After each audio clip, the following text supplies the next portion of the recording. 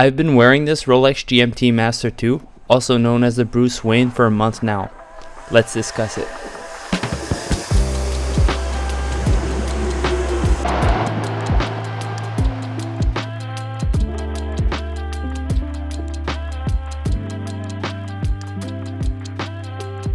My first impression are that this specific configuration is the stealthiest option within the Rolex GMT lineup right now. The reference 126710 GRNR is the one that sits in the corner and doesn't want to be noticed. It's ideal for someone who likes the GMT complication but doesn't want to take a ride on the hype train associated with the Pepsi or Jubilee bracelet variants. The watch comes with pros and cons, and I'll cover that in this video. But the first thing that caught me by surprise about this watch is the bezel. It shifts between two-toned of black and gray and full black depending on the light. The wrist shots I've seen online I think are misleading because, in my opinion, under many light conditions the bezel appears to be full black. So let me run you through some shots where you can see both, and I'll provide you with my verdict on whether I like this or not.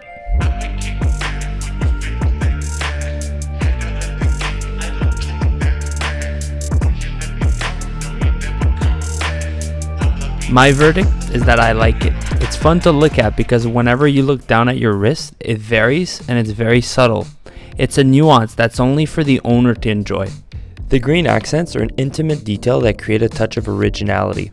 None of their other GMTs have colored text, and I perceive this as a conscious effort by Rolex to make their most understated GMT interesting for its owner. The satisfying feel of operating the watch is another pleasure that's left for the owner to enjoy. Now let's see if I can communicate that through video.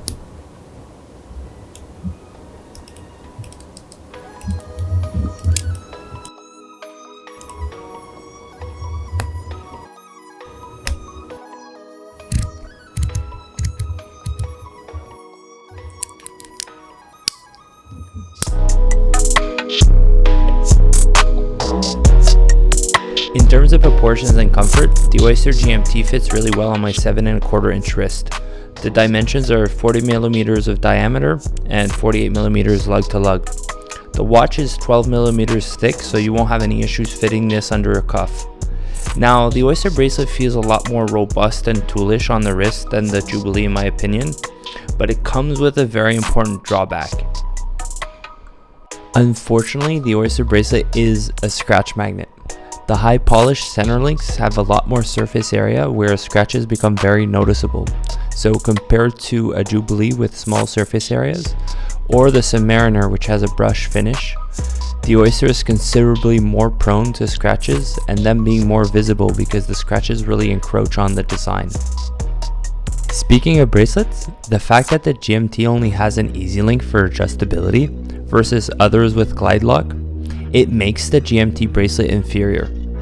And if this is a problem Rolex can solve, I think that this GRNR GMT might become the best one watch collection within the Rolex lineup. I used to think my No Date sub was the best one watch collection. This GMT has convinced me otherwise. I actually used the GMT complication, whereas I've never tested my sub beyond the depth rating that the GMT can manage. So mix that with the green accents, contrasting bezel, and I think we have a strong case for it. Despite this, my sub's not going anywhere. It's my first watch, and it's here to stay. I have a GMT Pepsi in the collection, and I don't see myself holding on to both GMTs. So the Bruce Wayne is more conservative, while the Pepsi is more iconic. The Bruce Wayne is understated with a robust bracelet, while the Pepsi is more comfortable and fun to wear. Honestly, you can't go wrong with either, but for me, what I'm opting to keep in the collection long term is the Pepsi. Thank you for watching.